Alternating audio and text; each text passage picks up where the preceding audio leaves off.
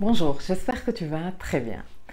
Je suis ici pour te parler de la nouvelle lune en bélier. Une nouvelle lune qui se perfectionne à 8h50 du matin, heure universelle, le vendredi 5 avril 2019. Et au degré 15 du signe du bélier. Ça, c'est pour les informations basiques.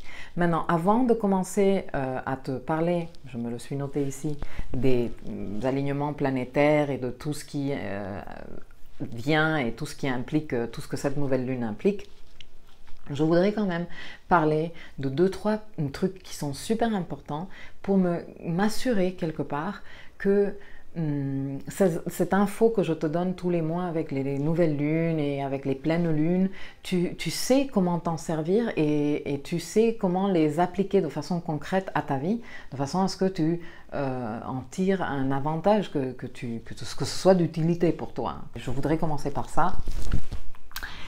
Du coup, je commence par te parler du cycle lunaire et comment ce cycle lunaire, donc les 4 phases du cycle lunaire dont la nouvelle lune, font partie d'un cycle de concrétisation, de matérialisation que tu peux utiliser pour réussir tes projets. De ceci, je t'ai déjà parlé, je te laisse le lien vers l'article pour que tu puisses aller te renseigner si tu ne l'as pas fait encore, mais sans aller dans le détail encore, parce que je ne vais pas te refaire l'article ici, il est déjà fait, je voudrais quand même insister sur le fait qu'une nouvelle lune est un moment pour démarrer un projet, pour lancer quelque chose.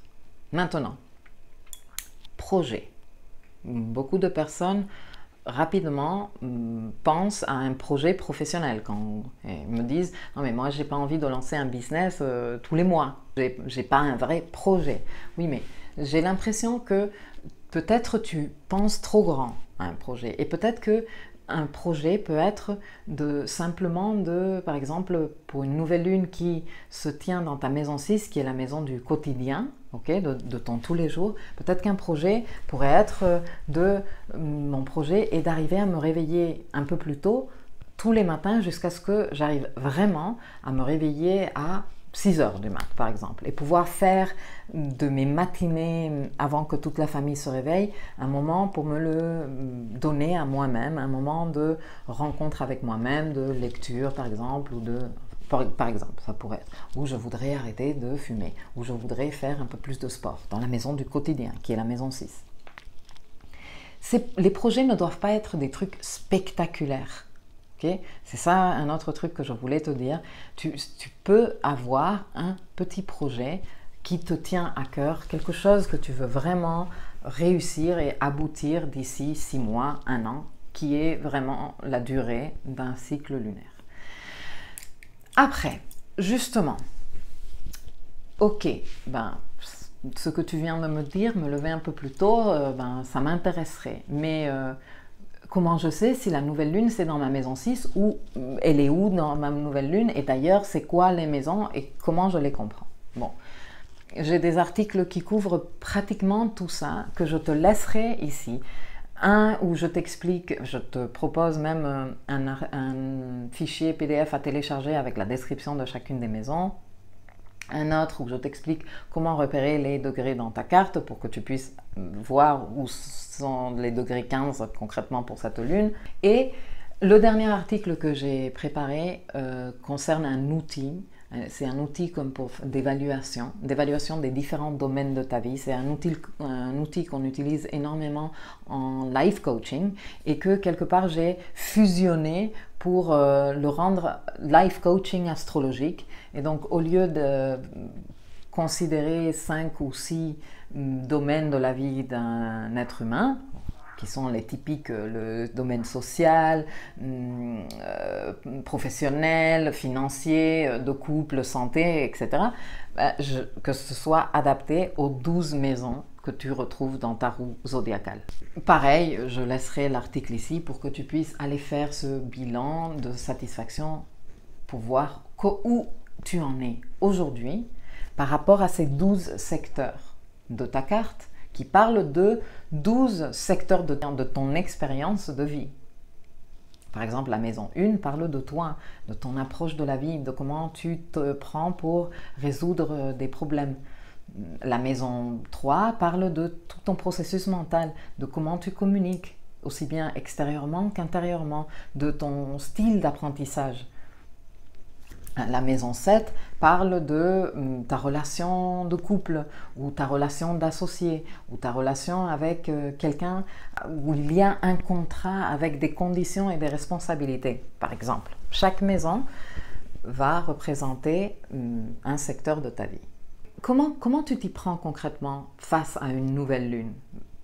Ben, tu connais dans ta carte où se trouvent ces degrés-là et comme tu as fait déjà le bilan, tu sais qu'est-ce que tu as déjà réussi dans ce secteur-là de ta vie, qu'est-ce qu'il te reste, quelle est ton insatisfaction. Et donc ça te donne déjà une petite idée du projet que tu pourrais démarrer dans cette maison. Par exemple, dis-toi que tu as le bélier en maison 3. Par exemple, on commence par comprendre un peu, rapidement, je ne vais pas m'étaler non plus, mais l'énergie bélier. L'énergie bélier est une énergie yang, cardinale et de feu. C'est une énergie qui est très portée vers l'extérieur, portée vers l'action. Okay? Donc, le bélier va nous renvoyer vers une énergie de beaucoup de courage, de beaucoup de détermination, action rapide. On ne passe pas sa vie à réfléchir, oui, qu'est-ce que je vais faire? Hein? Non, mais je décide et je fais. Beaucoup de motivation, de auto-motivation, d'une facilité pour entraîner les autres, mais aussi, disons qu'il y a le côté déséquilibré de cette énergie qui peut vouloir aussi dire une énergie très impulsive ou une énergie un peu violente, un peu agressive ou qui peut brusquer les autres. Dans le secteur de ta roue où tu as le bélier, tu as tendance à être comme ça. Tu as tendance à avoir l'énergie du bélier. Si par exemple on prend l'exemple que je te disais tout à l'heure, le bélier en maison 3, eh bien certainement tu as des qualités de leadership. Tu t'exprimes plutôt avec assurance face aux gens. Tu as une facilité naturelle pour motiver les gens à travers ton discours, à travers la parole. Les gens, ils te disent que quand ils parlent avec toi, eh bien, ils se sentent tout de suite motivés et tout ça. C'est possible. Mais c'est possible également que dans les moments de déséquilibre de cette énergie dans ta maison 3, qui est la maison de la communication et de la pensée, que tu sois plutôt dans l'impulsion de la décision, par exemple, que tu sois un peu, que tu t'enflammes rapidement dans les conversations, par exemple aussi, ce serait une autre manifestation d'une énergie bélier en maison 3, que tu aies tendance à partir au quart de tour facilement aussi, donc disons que dans ta façon de t'enflammer quand tu t'exprimes, tu peux aussi devenir un peu agressif. Ça, c'est une possibilité. Et aussi une facilité pour t'engrainer un peu avec les gens quand tu discutes avec eux. Tout ça, c'est des manifestations possibles du bélier en maison 3. Alors dis-toi, pour continuer dans mon exemple, que tu t'es rendu compte en faisant ton bilan qu'en effet, tu aimes bien ce côté inspirant, motivant que tu as quand tu t'exprimes. D'ailleurs, ça te sert énormément au boulot, par exemple, parce que ton équipe se sent entraînée par toi et tout, mais tu remarques que quelquefois, tu es un peu sur les bords de l'agression, que tu peux brusquer certaines personnes, et donc tu te dis que ce serait quand même cool que tu arrives à te tempérer un peu là-dessus, et que tu contrôles un peu, que tu arrives un peu à filtrer, parce que, bon, bélier en maison 3, pas trop de filtre quand même, non? Voilà, un très joli projet. Si les degrés 15 du bélier tombent dans ta maison 3, un projet très merveilleux peut être, je veux apprendre à filtrer un peu comment je dis les choses, à tempérer un peu ma communication sans perdre ce côté très motivant et très inspirant que j'ai et que les gens apprécient et que moi-même aussi j'apprécie. Très bien. Bon. Ce n'est pas oh mon Dieu, l'univers ou la vie ou je ne sais quoi, les anges du ciel, je veux m'exprimer plus doucement pour arrêter de brusquer tout le monde et arrêter de m'engrainer avec mon collègue du bureau. Non. Tu prends cette décision et tu dis je vais travailler sur ça. Et après tu traces un plan d'action, tu traces une feuille de route où tu dis très bien, comment je vais m'y prendre. D'ici 6 mois, je vais avoir la nouvelle lune pour faire le bilan de ce que j'ai avancé ou pas. Donc d'ici la nouvelle lune, je ne vais pas rester comme ça, voir si l'univers m'envoie un peu plus de filtres à l'heure de m'exprimer. Non, je vais devoir développer ces compétences. Alors qu'est-ce que je fais? Eh bien je me renseigne. Je me renseigne peut-être des formations ou des conférences ou des livres que je pourrais lire sur communication non violente ou intelligence émotionnelle, gestion de la colère, expression des émotions de façon assertive, etc., etc. Et donc, je m'achète les livres ou je vais aux conférences. Quand je lis les livres, je prends des notes, j'étudie, je m'observe, j'essaye de mettre en place des nouvelles stratégies de communication avec mon équipe, avec mon entourage. Je vois si ça marche. Je me rends compte que même si j'ai compris que je suis un peu agressif, eh bien, je continue à l'être. Ce n'est pas grave, je continue à m'observer, je continue à faire des progrès parce que je ne vais pas changer du jour au lendemain et c'est pour ça que le cycle nous donne 1 an pour obtenir des résultats au milieu duquel, donc 6 mois après, tu fais le point et tu évalues ce que tu as avancé et ce qu'il te reste à avancer si ce que tu as mis en place marche ou ne marche pas. En fait, c'est comme ça qu'un cycle fonctionne, un cycle de concrétisation en utilisant le cycle lunaire.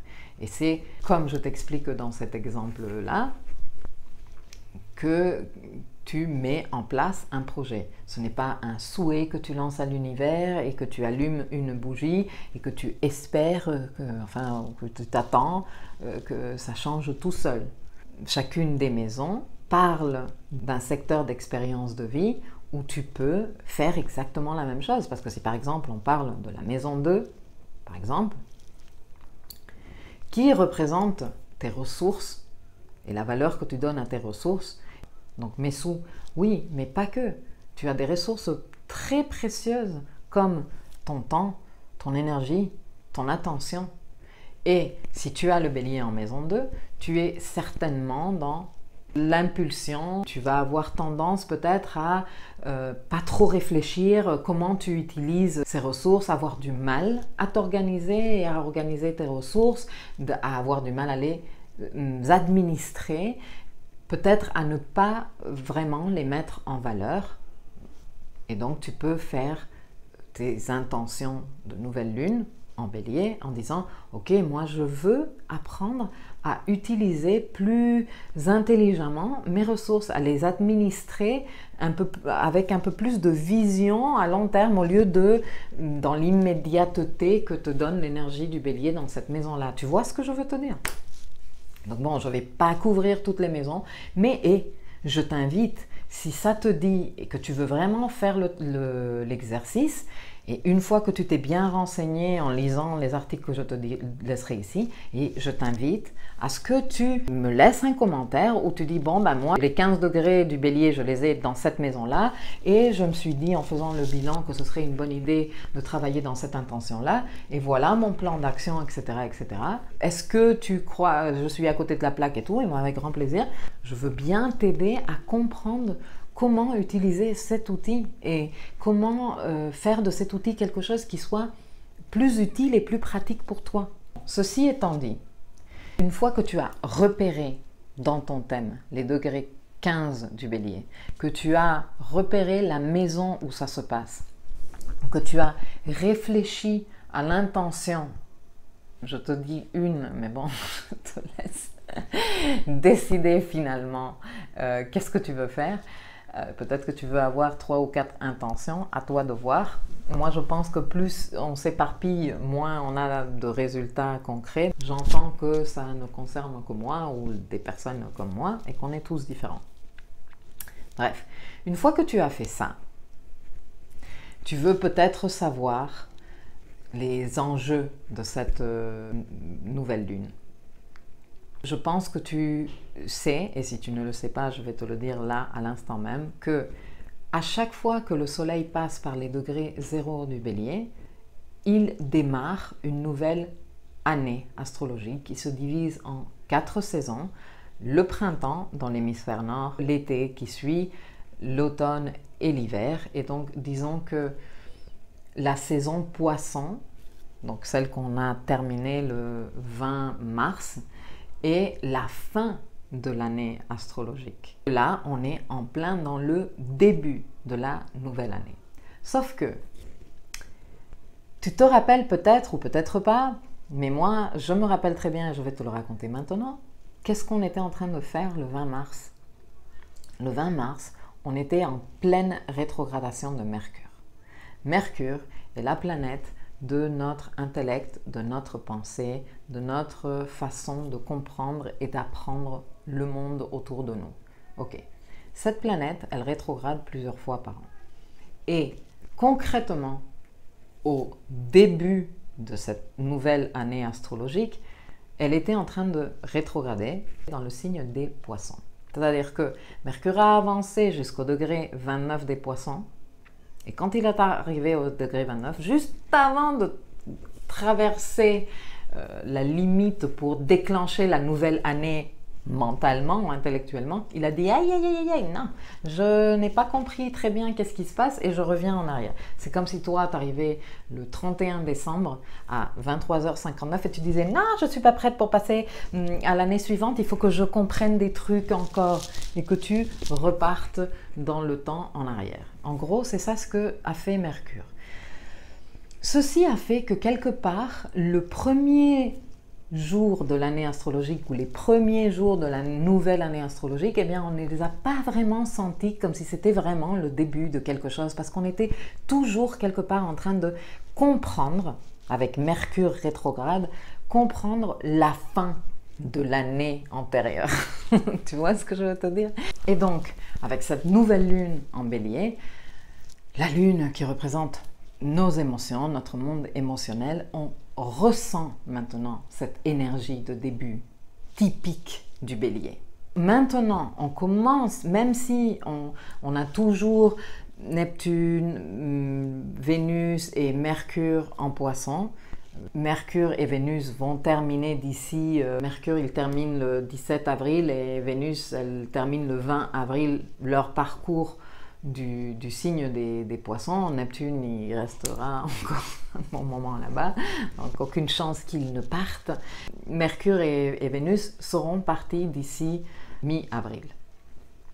Mais déjà, on ressent ce petit changement d'énergie vers une énergie de plus d'action, plus vers l'extérieur, parce qu'avec l'énergie Poisson, on était dans l'intériorisation complète, pour beaucoup, malheureusement, dans le flou complet, dans le je ne comprends rien, je ne me retrouve pas, j'angoisse, je ne sais pas qu'est-ce qui m'arrive, je n'arrive pas à m'organiser, j'oublie des trucs. Enfin, Mercure rétrograde en Poisson a été un peu catastrophique pour certaines personnes.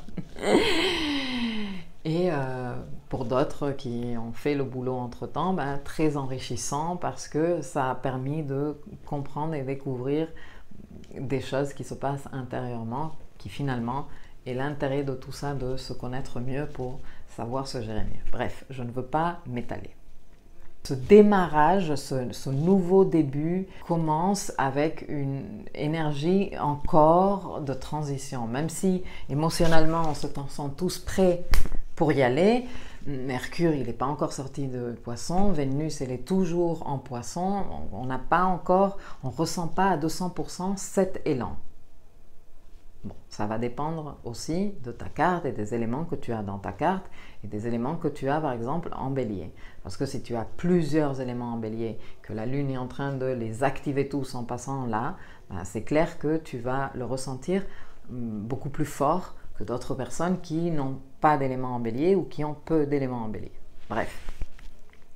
Cette nouvelle lune n'est pas une nouvelle lune de douceur et de rondeur, c'est une lune assez énergique qui gère des tensions déjà. Parce que de par les degrés où elle se tient, elle est en tension avec les éléments qu'il y a en Capricorne, et il y en a des éléments en Capricorne. Déjà, on a Saturne qui est en Capricorne, on a Pluton, on a le nœud sud en Capricorne, et elle est aussi en tension avec le nœud nord qui se trouve en Cancer.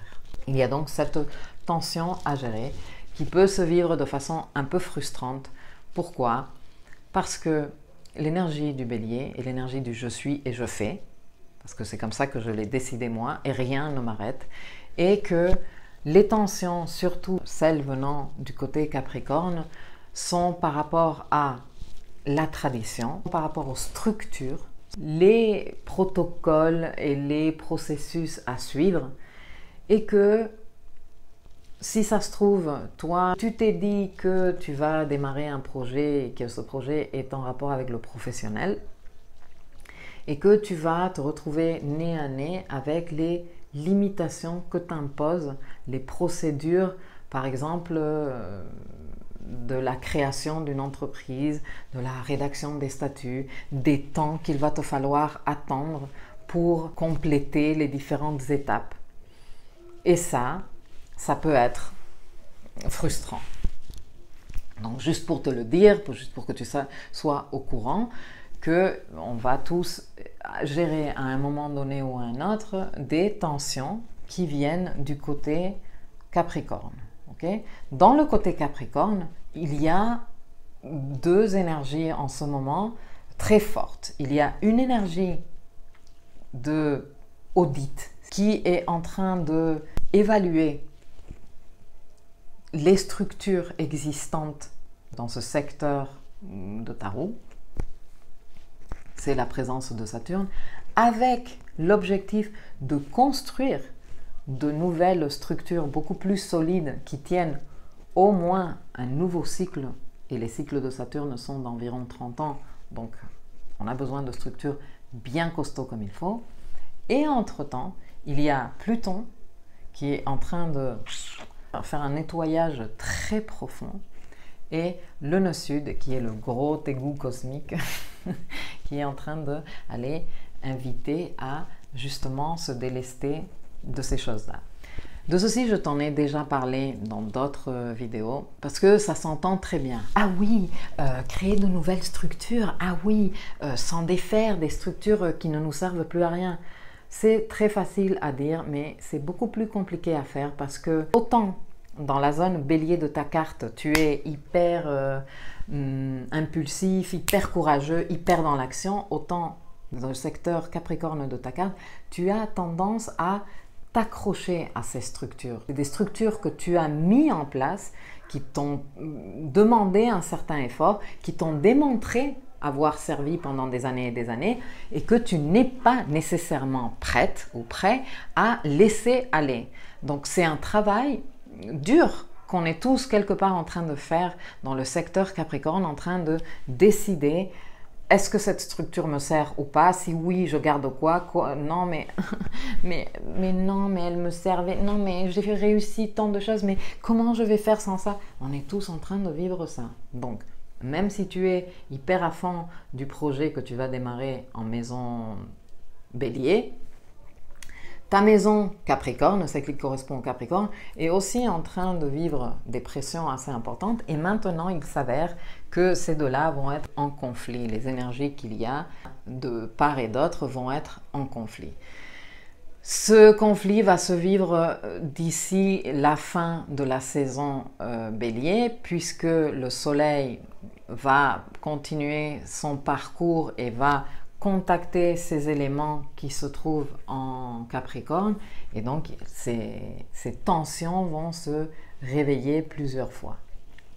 Moi, je ne pourrais te recommander que tu fasses preuve de patience et que tu te dises que pour réussir dans ce projet que tu veux mettre en place dans le secteur Bélier de ta carte, il va te falloir respecter certaines règles et certaines procédures.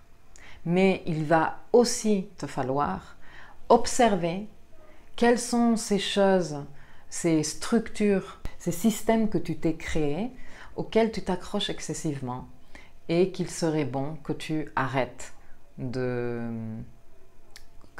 t'accrocher à eux. Voilà. Je pense que je vais m'arrêter ici. Ça fait quand même déjà une très longue vidéo. J'espère que ceci te sera utile, que tu arriveras quelque part à te projeter, à comprendre comment t'y prendre. Je vais revenir bien évidemment te reparler de la pleine lune en balance qui sera dans 15 jours. Entre-temps, je te réitère ma proposition de t'aider. Si tu veux me laisser en commentaire comment tu envisages ton projet de nouvelle lune en bélier, où s'inscrit cette nouvelle lune pour toi dans ton thème, quelle est ton intention ou quelles sont tes intentions et comment tu envisages également ton plan d'action, ta feuille de route. Comme ça, déjà, le mettre par écrit, ça aide. Moi, personnellement, j'encourage toujours tout le monde pour que les gens notent que l'intention ne reste pas dans le royaume du mental exclusivement, mais que ça se concrétise quelque part en l'écrivant. Vas-y, écris-la, et si tu veux la partager avec moi, pour te sentir rassuré que tu n'es pas à côté de la plaque, ben je veux bien t'aider, je te le dis à nouveau. Donc je te laisse le faire si c'est le cas. Je te laisse me laisser un petit j'aime ou un petit mot si tu as trouvé cette vidéo utile et de partager cette vidéo avec d'autres personnes à qui tu penses ces infos pourraient être utiles. Voilà. Ah, avant que je n'oublie, bon déjà pour les personnes qui sont en train de regarder cette vidéo sur YouTube, et d'ailleurs pour les personnes qui regardent sur mon site, c'est vrai que je pense rarement à faire ça, alors que j'aime beaucoup quand je vois que de nouvelles personnes s'abonnent soit à ma chaîne YouTube, soit à mon site. Merci et bienvenue à tous les nouveaux, ça me fait plaisir. Ceci dit, je pense que maintenant, oui, j'ai dit tout ce que je voulais dire. Et je te souhaite une magnifique nouvelle lune et je te dis à très bientôt.